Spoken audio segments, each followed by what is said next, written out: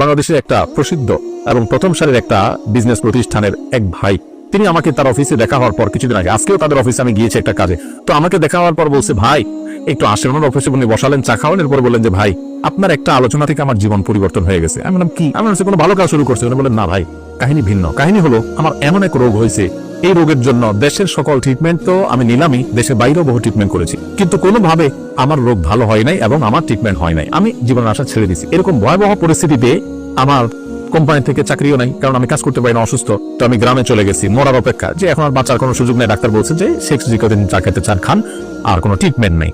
বলেন যে আমি গ্রামে চলে গেছি, আশা ছেড়ে দিছি, অনেক কষ্ট যন্ত্রণা, রোগের কারণে মারা যাব, এরকম একটা অবস্থা।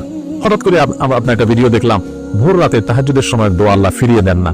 তখন আল্লাহর কাছে চাওয়া শুরু করলাম, প্রতিদিন ভোর রাতে উঠে কান্নাকাটি, দোয়া, মোনাজাত, খুব চোখের পানি ফেলা, আল্লাহ সবাই যেটা পারে না তুমি সেটা পারো, দোয়া করতে শুরু করলাম। উনি বলেন হঠাৎ করে একদিন তাহাজ্জুদের সময় উঠে খুব দোয়া কান্নাকাটি করলাম, খুব সিজদা করলাম, খুব চোখের পানি ফেললাম আল্লাহর কাছে, চিৎকার করে বাচ্চা পোলার মতো কাঁদলাম।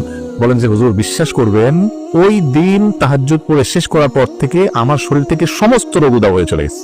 আজকেও তার সাথে দেখা করে আসছি আমি, ইন্টারেস্টিং বিষয়, আজকেও ওই লোকের সাথে আমি দেখা করে আসছি, একটা কাজে গেছিলাম তার অফিসে। আজকেও ওই ভাইটা আমাকেই বললেন যে ভাই এরপর আমি শুধু সুস্থ হয়েছি তা না, আমি আমার কোম্পানিতে আবার ফিরে আসছি, আগে যে ডিউটি ছিল আমার প্রমোশন হয়ে ডিউটি আমার আরো বাড়ছে, এবং আমার কোম্পানির চেয়ারম্যান সবাই আমাকে আরো বেশি আস্থা রাখে।